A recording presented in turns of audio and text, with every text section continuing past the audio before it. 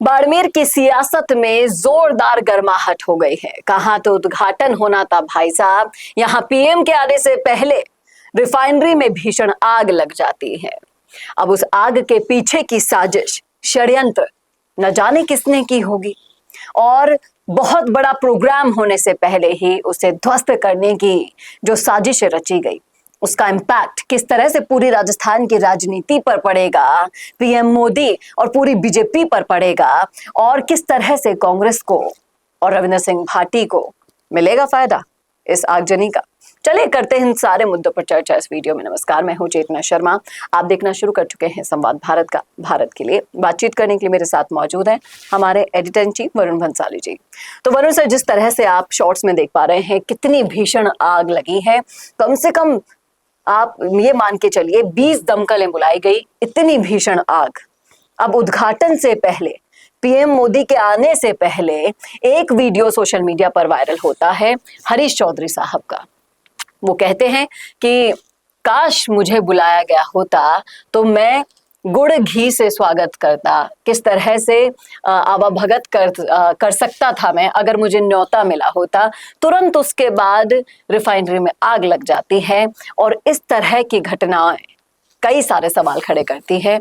और जब आग लगी ही चुकी है, क्या मानते हैं आप कि अब राजस्थान की राजनीति क्या मोड़ लेने वाली है? देखिए, सिर्फ राजस्थान की नहीं, ये मामला पूरे भारत की राजनीति पे बहुत बड़ा इम्पैक्ट कर रहा है। और जिस तरीके से ये आग लगी है, दोनों तरफ के धड़े, जो भाजपा, सत्ता, एनडीए से जुड़े धड़े हैं, वो एक आवाज, एक सुर में एक बात कर रहे हैं, और वहीं जो अपोजिशन से सत्ता के खिलाफ खड़े हुए धड़े हैं वो दूसरी बात कर रहे हैं। सत्ता के खिलाफ खड़े हुए धड़े तो बहुत सारी चीजें कह रहे हैं, लेकिन सबसे पहले हम बात करते हैं कि सत्ताधीश लोग और सत्ता के साथ जो लोग हैं वो क्या कह रहे हैं। उनका कहना है कि बंगाल में जिस तरीके से पीएम मोदी मार्केट में उतर रहे हैं, लोगों से बात कर रहे हैं, झालमुड़ी खा रहे हैं, लोगों के करीब आ रहे हैं, उससे कहीं ना कहीं बहुत लोगों की बहुत सारी सियासत हिल रही है। और वो बंगाल के सियासतदान जिनकी सत्ता बंगाल में, मैं ममता बनर्जी की पार्टी की बात कर रहा हूं, वहां पर जो उनकी पार्टी के खिलाफ है, उनको रातों रात कब मरवा दिया जाता है, कब वो निस्तो नाबूद हो जाते हैं, कोई केस भी नहीं लिखा जाता है, ये सब जानते हैं। वो अपनी राजनीति में किसी भी हद तक जा सकते हैं। तो किस तरीके से पीएम मोदी का विरोध किया जाए, उसके वो सारे हथकंडे अपना सकते हैं। और क्या उन्हीं हथकंडों में से एक ये तो नहीं है, ये सत्ता से जुड़े लोग कह रहे हैं। लेकिन वही विपक्ष से जुड़े लोगों की बात करें तो वो कहते हैं कि आज तक पुलवामा वाला, पहलगाम वाला जो हमलावर था वो पकड़ा ही नहीं गया। कैसे पुणे से जो आते हैं, जिनका नाम एक बहुत बड़े नेता है जिन्हें महाराष्ट्र में जोड़ा गया था, अजीत की मैं बात कर रहा हूँ, वो एकदम से प्लेन हादसे में चले जाते हैं, उस पर भी बहुत सवाल उठते हैं। तो क्या ये सुनियोजित है? इन लोगों का कहना है कि भाई 2 लाख भी पूरे लोग नहीं आ रहे थे, बहुत छोटा टेंट लगा था, तो बीजेपी ने ही तो कहीं ये नहीं करा दिया, ये इन लोगों का कहना है। दोनों तरफ से बातें हो रही है। हरीश चौधरी तो बहुत इस पूरे रोल में छोटे स्तर की बात है, लेकिन हरीश चौधरी आप देखिए, जब उनके जिले में ही वो चीज नहीं रही तो वो क्या बोलेंगे और क्या करेंगे।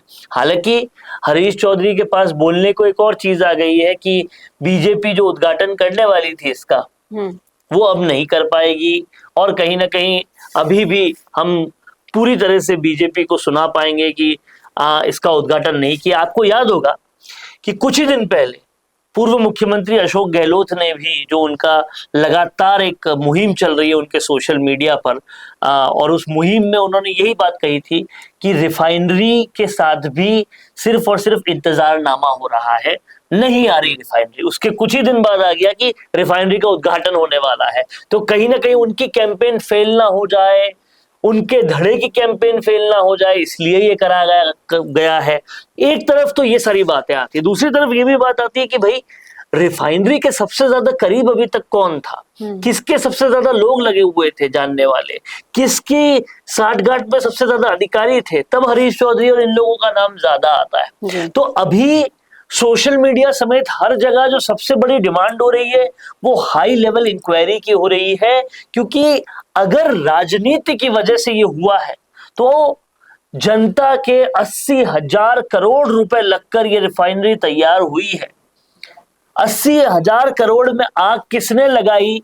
अगर राजनीति की वजह से लगाई तो उस राजनीतिज्ञ को इतनी बड़ी सजा होनी चाहिए इसको लेकर जितनी सजा कभी किसी ने न देखी हो, क्योंकि ये हमारे आपके टैक्स का पैसा है जो 80,000 करोड़ रुपए, जिसपे हम आशा कर रहे थे कि कल को ये रिफाइनरी बनेगी तो हमको मिडिल ईस्ट कंट्रीज में निर्भर नहीं रहना पड़ेगा तेल के लिए, रूस पे निर्भर नहीं रहना पड़ेगा तेल के लिए, दुबई पे निर्भर नहीं रहना पड़ेगा, सऊदी अरब पे निर्भर नहीं रहना पड़ेगा तेल के लिए, हम खुद बनाएंगे अपना तेल। कहाँ बाड़मेर को मिनी दुबई बनाने के सपने देख रहे थे हम लोग, कहाँ आप देखिए पिछले कई दिनों से हजारों श्रमिक लगे हुए हैं बाड़मेर में पीएम के इस सभा के लिए। आप देखिएगा बाड़मेर के कई सारे वीडियो सोशल मीडिया पर हैं, जहां होर्डिंग्स, जहां साफ सफाई, जहां सड़कों पर निरंतर इस पूरी सभा की और रैली की तैयारी। एक बात बहुत समझ से परे है कि जहां पर आप देखिए कि एक तरफ तो ऐसे नजारे आते हैं कि जब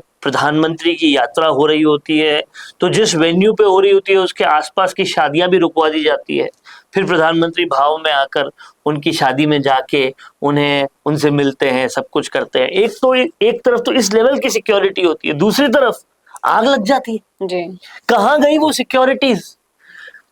अगर आप प्रधानमंत्री जहां पहुंचने वाले हैं उस जगह को नहीं बचा पा रहे, 80,000 करोड़ जनता के जहां पे लग गए उस जगह को नहीं बचा पा रहे, तो फिर झुट्टो इन कोचिंग सेंटरों में, अंडरग्राउंडों में घुसकर फायर इक्विपमेंट लगा है कि नहीं लगा है, ये सब क्यों झूठ मूठ का नाटक करते हैं? आप प्रधानमंत्री की यात्रा 80,000 करोड़ रुपए के प्रोजेक्ट को फायर से नहीं बचा पा रहे, जो तेल की रिफाइनरी है झट से फायर पकड़ती है उसको नहीं बचा पा रहे, तो फिर आप क्या बचाएंगे? यहां सबसे बड़ी अक्षमता और सबसे बड़ा नेग्लिजेंस जो लग रहा है वो राजस्थान के प्रशासन से लग रहा है। बड़ा क्वेश्चन मार्क राजस्थान के प्रशासन पर है, ब्यूरोक्रेसी पर है, वहां की व्यवस्थाओं पर है। ऐसी कैसी व्यवस्था है कि आप सबसे बहुमूल्य विकास का प्रोजेक्ट संभाल ही नहीं पा रहे जी। और कहीं ना कहीं ये सारे सवाल उठते हैं इस आगजनी के बाद। कहीं ना कहीं मैं तो यहाँ रविंद्र सिंह भाटी की बात को लाना चाहता हूँ। रविंद्र सिंह भाटी को आप इसलिए पसंद नहीं करते कि भाई ये खेजड़ी को रोक रहा है, खेजड़ी को रोकोगे तो सोलर प्रोजेक्ट कैसे लगेंगे, ये ओरण से जो गोचर भूमियां हैं उनको कब्जा करने से रोक रहा है, वो कब्जा नहीं कर पाएंगे तो बड़े बड़े प्रोजेक्ट कैसे लगेंगे? अरे बड़े प्रोजेक्ट लगा के आप कर क्या रहे हो? जलाई तो रहे हो उनको। हो क्या रहा है उन बड़े प्रोजेक्ट का? इससे अच्छा तो पर्यावरण बना रहे, खेजड़ी लगी रहे, ओरण बचा रहे। तो भाटी कहीं ना कहीं इस मामले में पूरे ठीक है। जब विकास हो ही नहीं पा रहा, प्रोजेक्ट बच ही नहीं पा रहा, तो कम से कम पर्यावरण तो बचे जी। और कहीं ना कहीं ये सारे सवाल खड़े होते हैं जो वाकई में गंभीर हैं, जिनका जवाब देखते हैं कि आगजनी के बाद कितना नुकसान जवाब देना चाहिए यहाँ के शासन और प्रशासन को। क्या कर रहा था राजस्थान का शासन, क्या कर रहा था राजस्थान का प्रशासन? आप सोचिए, सरकार के 2.5 साल के बाद एक बड़ी उपलब्धि उनके हाथ लगने वाली थी। प्रधानमंत्री आकर इतने बड़े प्रोजेक्ट का उद्घाटन करने वाले थे, तब आप कह सकते थे जो काम गहलोत वसुंधरा सरकारें नहीं कर पाई वो भजनलाल सरकार ने कर दिया। बट 2.5 साल के बाद भी आपने वो अपॉर्चुनिटी खो दी जी। आपका शासन, प्रशासन, पुलिस व्यवस्था सब कुछ आपके पास है, होम मिनिस्टर आप है, चीफ मिनिस्टर आप है, ब्यूरोक्रेसी आपके पास है, उसमें भी आपने अपनी मनमर्जी से सारी तब्दीली कर चुके हो, उसके बावजूद भी क्यों नहीं बचा पाए? ये सबसे बड़ा सवाल है। और नहीं बचा पाए तो फिर क्यों काट रहे थे खेजड़ी, क्यों काट रहे थे ओरण? जब आपको नहीं हो पा रहा आपसे विकास तो कम से कम पर्यावरण बचने दीजिए। देखना वाकई में दिलचस्प होगा कि इन सारे सवालों का जवाब किस तरह से प्रशासन देता है, किस तरह से नुकसान का आंकलन किया जाता है और क्या अब भी उद्घाटन होगा, ये सवाल हम यहाँ पर छोड़कर जा रहे हैं। अगर आप बाड़मेर से देख रहे हैं, बाड़मेर के बाहर से देख रहे हैं, दीजिएगा राय जरूर कमेंट बॉक्स में। कौन लग रहा है आपको इसमें सही, कौन लगता है गलत, रखिएगा राय जरूर कमेंट बॉक्स में। कैसा लगा वीडियो बताना ना भूलेगा, और ऐसे वीडियोस के लिए देखते रहिए संवाद भारत का। भारत के लिए नमस्कार। वीडियो चाहिए बिजनेस प्रमोशन का या फिर पर्सनल ब्रांडिंग के लिए, तो अब आपको एक ही जगह मिलेंगे हाईटेक स्टूडियोज, प्रोफेशनल सेटअप और creative team, green screen and soundproof studio, perfect lighting और pro setup, podcast setup, ultra clear audio और multi camera angles, 75 inch touch panel, teaching और एक्सप्लेनर वीडियोस के लिए परफेक्ट, 10 से 15 साल experienced anchors और journalist जो आपके कंटेंट को देंगे प्रोफेशनल टच। राजस्थान का तीसरा सबसे बड़ा डिजिटल न्यूज़ चैनल आपकी ब्रांड को मिलेगा प्लेटफॉर्म। 50+ प्रोफेशनल वीडियो मॉडल्स जो आपके प्रोजेक्ट को बनाएंगे ज़्यादा इंगेजिंग। हमने 5000+ बिजनेस और ब्रांड्स को ग्रो करने में की है मदद। अब आपकी बारी।